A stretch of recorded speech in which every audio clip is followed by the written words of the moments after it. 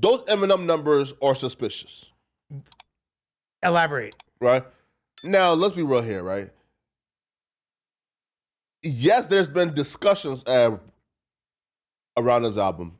But for example, like the albums that like we've seen do 290 and up or 300 in hip hop is a visible discussion, meaning where you can feel like the energy and on the hairs of your arm, when it, right? Like for example, when Kendrick Lamar dropped like Mr. Morale, they're like what 280 something to 2. Yeah.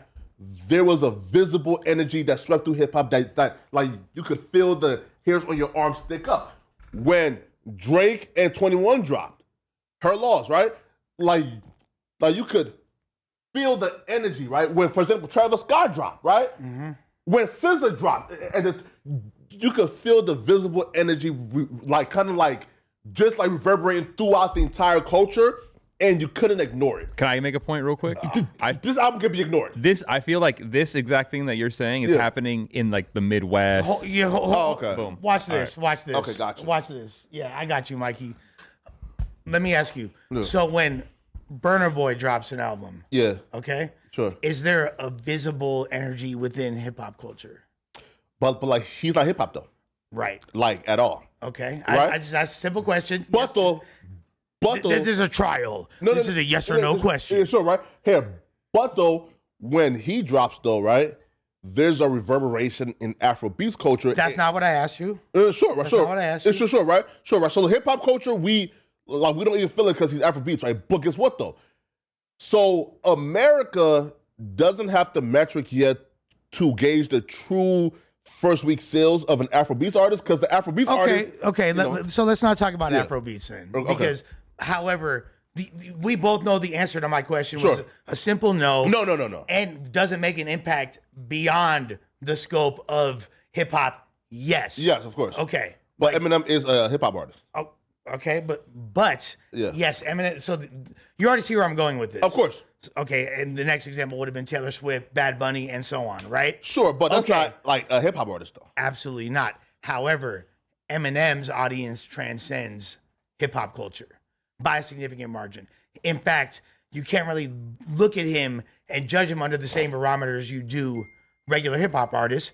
Because why? Because he is, for all intents and purposes, a pop artist. You know what I mean? Sure. Is he hip hop culture? To the motherfucking core. 1000%. Okay. Eminem is hip hop. You cannot deny it. Sure. If he's a guest in the house because he's white, they got him on the reclinable love seat. He's chilling. He's hip hop. Sure. However, the predominant audience that's affected by Eminem is not necessarily hip hop consumers. But then Lush, then like one can say that those numbers then are misleading because here's the thing, right? When we hear 290, we are thinking cultural impact. We are thinking hip hop impact. When you telling me, oh yeah, and he sold like 280 in like the pop and like emo nigga shit, but then he sold like 20,000 in like hip hop culture, then that shouldn't even be like counted, right? Well, first of all, he deserves no credit now. First of all, the hip hop culture casts such a wide net at this point that there are reverberations and huge contingents of people that are privy to certain things that other people are completely oblivious to. Like, for example, if Lecrae drops, the vast majority of the culture will be unaware of it. However, is he hip hop or he's like Christian, right? He's a Christian rapper. But like, so where do you draw the line of what is and what isn't hip hop? That's a whole other conversation. And I feel like them gospel niggas, bro, like have been like kind of like blurring the lines for years now, bro. Like we don't count them niggas as like hip hop. Okay, but then like if Scarface makes a song about God, is that not hip hop? You know what I mean? Like Sure. So with that being said, first of all, like throughout hip hop culture, maybe not as much as Mr. Morale, but there has been a great deal of conversation around this Eminem album, and then when you combine that with the fact that like his audience that transcend hip hop, I think those numbers are pretty accurate. You see, listen. So here's how I knew the album itself had no impact, right? Because he tried to take the Kendrick Lamar like route, right? And we all know what that method is. You take a long hiatus, you come back and you see there ain't no motion, there ain't no draw for you. So what do? You go to the studio and diss 1,000 rappers that we care about. And then, like you put yourself in that conversation. So when he tried to do it, and then even that discussion lasted like a whole 24 hours. Who did he diss? Like Megan Thee Stallion. He dissed a couple niggas, bro, right? He even kind of like threw some shots at Kendrick and then claimed, oh no, this is what the fans are saying. No, nigga, this is what you saying. Fuck that, nigga. No. You're like Flacco, with all due respect, took that verse was taken completely out of context. He said this is what the fans and the critics are saying. Correct. And he was saying correct. That's clearly how he said it. If you sure, right? But we all know, Lush, that's a plea copping, right? For example, it's for example, right? But he dissed himself in that same segment. He literally said, copping pleas though. Still, he was like Jigga's album's trash. Shady's is worse. Like that's not copping pleas, bro. Lush, wait. He's literally saying he's putting himself in the perspective. Yeah.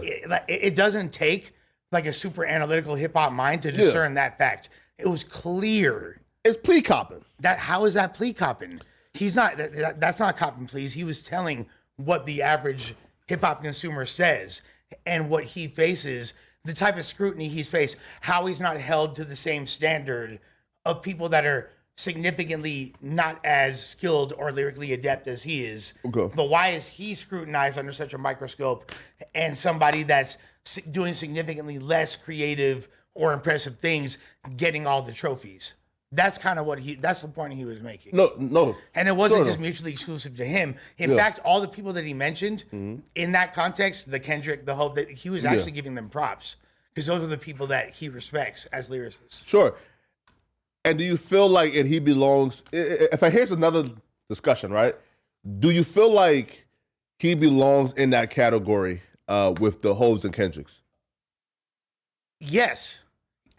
So when you say the Hoes and Kendricks, the category that I have them in is all-time great MCs. Sure, but Eminem is an all-time great MC. But there's right? No, sure, there's the all-time greats, and then there's like the Mount Rushmore, and there's like a very select group. Like for example, right?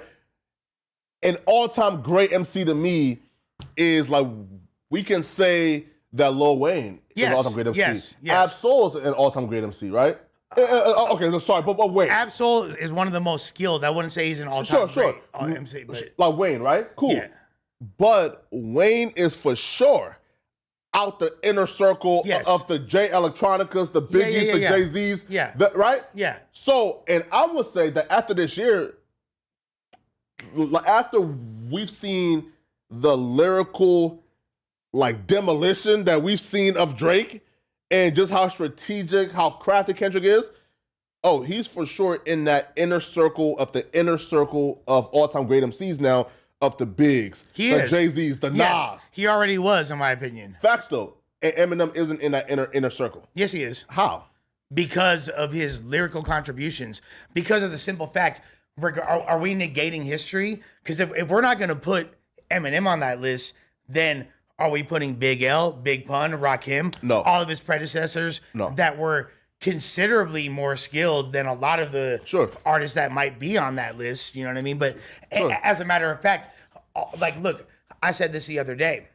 You look at Rakim, okay? Yeah. Rakim might not be in a lot of people's GOAT conversations, but he's in mine, by the way. But if it wasn't for Rakim, if it wasn't for Big Daddy Kane, if it wasn't for Slick Rick, there is no Nas, there is no Jay-Z, there is no Eminem. You know what I mean? Like, he's part of that evolution. We would have never got.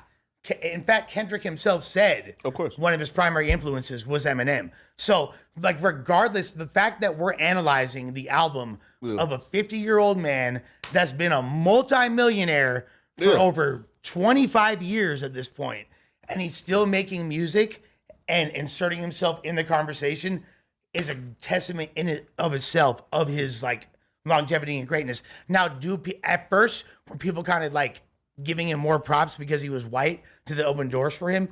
Absolutely. But at a certain point, you know what I mean? Like, he had to show and prove. Because there was already the Beastie Boys before him. There was already Third Base before him. There's already he's passing niggas though. Like, yeah. You know no, sorry. So here, hey, for example, right? To me, like he's like the Karl Malone, right? In terms of like, so before Bron, except for fucking 14-year-old girls, yeah, right. Right. So look, like before Bron, right? Karl was the second like leading scorer, right? Right. But nobody ever had him in the top 10, right? Right. So in terms of like success, like he could be in again in terms of like commercial success. Sharp, my guy, man, my nigga, man. The legend. Not damn time. Not right. Church of Knackle. They a little loose today. Yeah, right. Right. Yeah. No, man. But though, in terms of like the commercial success, there's arguments that he's the greatest of all time, right? I mean, he's amongst. I wouldn't. You know what I mean? Like, in terms of just commercial success, there's arguments. Well, one, he has the most diamonds, right? Like he has the most diamond albums. Yeah. Yes. Yeah, right.